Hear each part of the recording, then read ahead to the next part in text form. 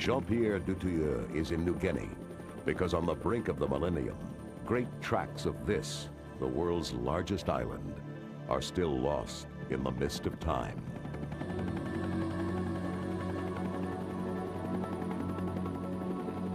New Guinea is located north of Australia and is over twice the size of Spain. The west is a province of Indonesia. The east, the newly sovereign state of Papua New Guinea.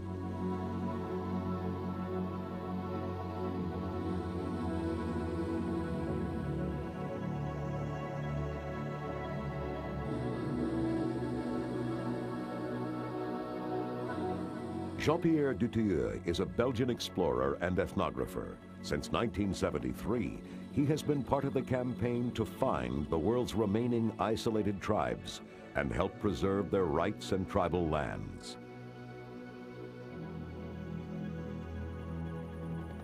For centuries, the hill tribes of the Owen Range have lived in isolation to avoid war. This partly explains why 4 million Papuans speak 700 languages or dialects. While most tribes are known, the government announced they have just located a new one, the Tulambi, a tribe that has never been in contact with the outside world. Jean-Pierre is skeptical, but decides to verify the stories about the Tulambi for himself.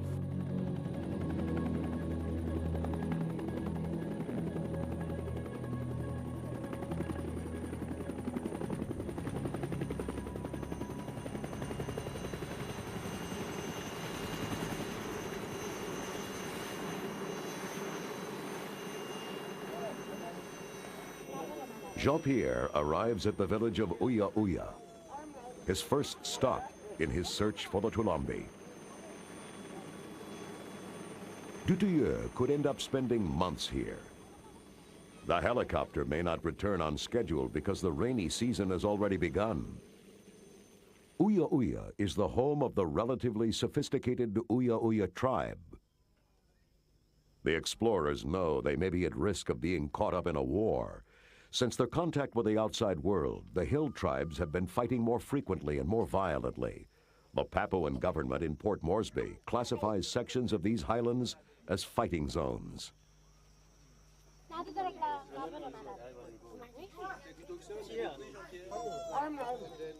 We hire porters to carry enough supplies to last the expedition for 3 weeks. But as usual, no one comes forward to carry the heavy box of film stock. The Uya Uya tribe were the first outsiders to meet the Tulambi. They say the Tulambi have never seen a white man or even the Western clothing adopted by these Papuans. If this is true, the Tulambi could be survivors of the Stone Age. In the lead is Allah, the regional government health official and language expert who first told the outside world about the Tulambi. Wawe, the village headman and guide, marches ahead of Jean-Pierre.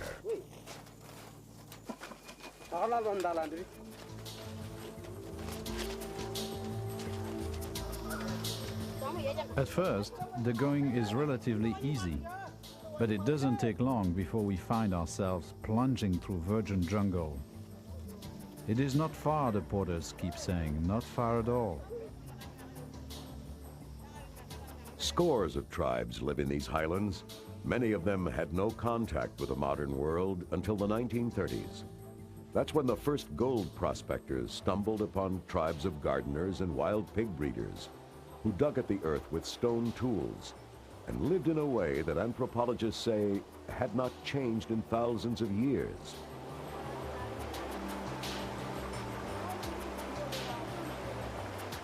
They thought the white men were either gods or their ancestors risen from the dead. On the heels of the gold seekers came the soul seekers, missionaries bearing Bibles, medicines, and a new God. Recently, the Port Moresby government has expressed concern over eager evangelical preachers pursuing tribes that are better off if they're left alone. Some of the tribes left their villages to move deeper into the bush to escape the missionaries.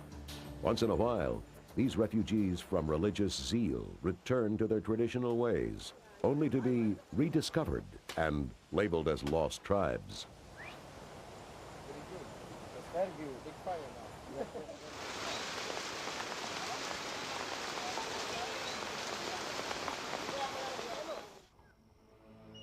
Until recently, the Uya Uya only knew of the Tulambi through the old stories. Things changed when headman Wawe found a Tulambi baby by the river that divides tribal territories. When he took the child back to the Tulambi village, two tribesmen returned with him to his own village of Uya Uya. It was one of the rare times that either tribe had crossed the river separating their territories. The Tulambis were spotted in the Uya Uya village by Allah, a government health official. He learned that the Tulambi were from an unregistered tribe that was about to be decimated by malaria. Allah's discovery was briefly reported in a local newspaper. Jean-Pierre read about it, and this expedition was born.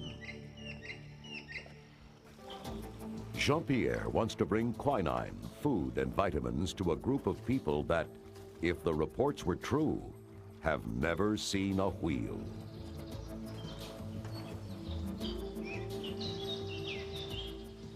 The leeches that slip through our clothing and into our boots are the least of our problems. We have been struggling through this green hell for days now. This is the worst I've ever seen. The Amazon is a kindergarten compared to this.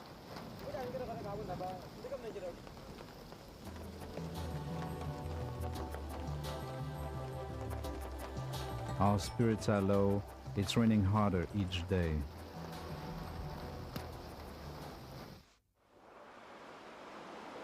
Day 3 of the trek to Tulambi territory. As they reach the top of the ridges, the expedition can hear the roar of the river they seek. As they plunge down into the valleys, the sound vanishes.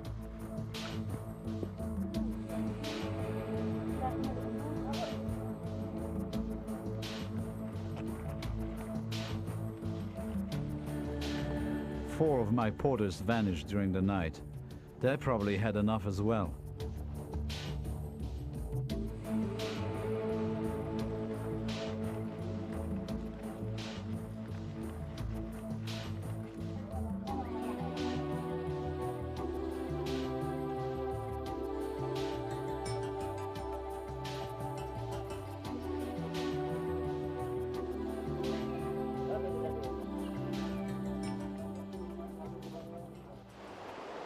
After 4 days, Dutilleux and his team reached the river, where headman Wawe found the Tulambi baby. So where do you think we are? We are here, we might be We here. are here. Yeah. If I turn my map, I think maybe we are here. If we follow this river, there's a big River, crossing. crossing there. Yes. Okay. Yes, it's going like this. Yeah? You got one block corner step on some. Yeah. Yeah. There's a cone. It's going like this. It's like an elbow. L'hélicoptère nous a déposés à Uya Uya, le dernier endroit où un atterrissage était possible. The helicopter dropped us in Uya Uya, the last place where landing was possible. We've been walking in this jungle for 3 days to this position right here, according to my estimate. A bridge is quickly built. Only Wawe will cross into Tulambi territory. If Wawe finds the Tulambi, I have no idea whether they will return with him. And if they do, will they come in peace or attack? We can only wait. Is any European been in this place before? No rat white man stop. No, this is the place. No cat, huh? No rat. No cat missionary. No rat missionary, no rat white man, no rat. All Patrol government. government officers only come looking for one man. We wait now. Huh? You think they come? Yes, if you wait. Yes. Huawei and good command never walking. He's going to do it. They're gonna come there. So they're in there somewhere. Yeah.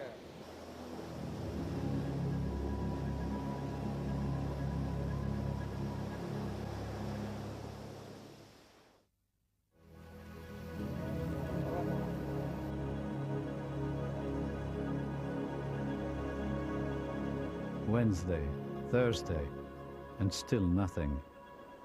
Is this a bad joke or what? So where are Our the food two supplies are Lambies? getting low.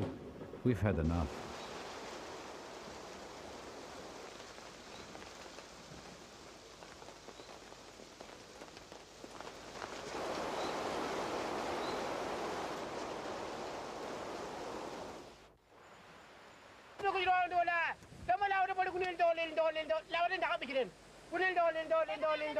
Wawe returns after 3 days.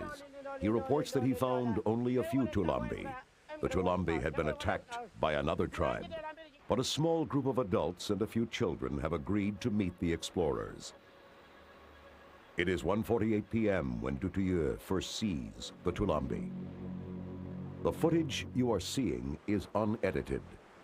The only addition is the voice of Jean-Pierre.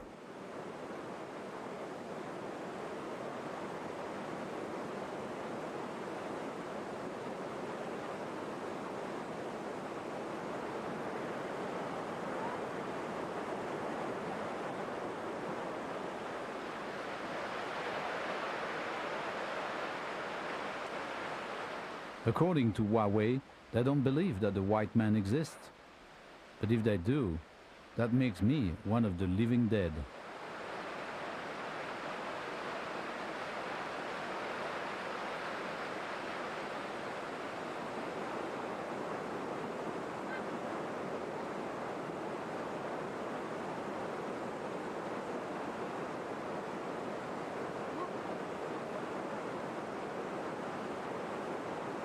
When I lose my balance, they seem a little reassured. Ghosts don't fall, I guess.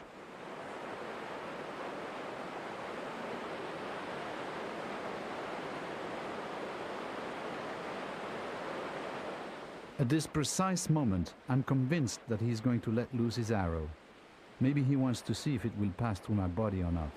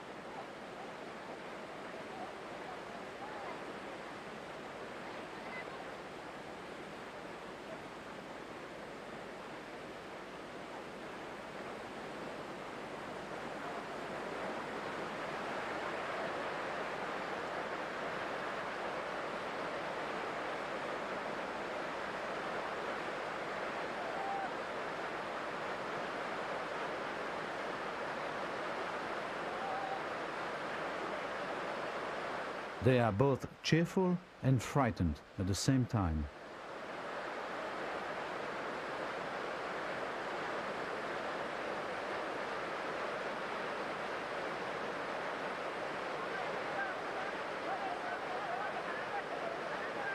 This one tells the woman to stay back.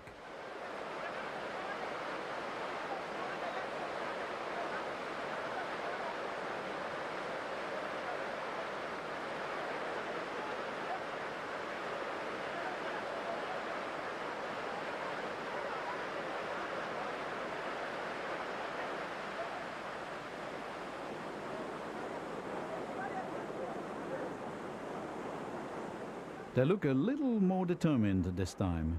I wonder what it means.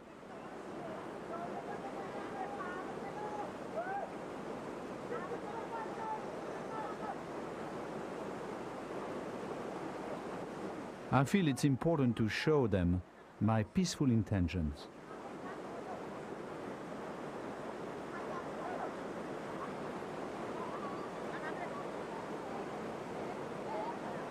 Michel, my assistant, has kept the remaining porters away from the scene, and Philippe, the cameraman, is hiding about 60 feet behind me.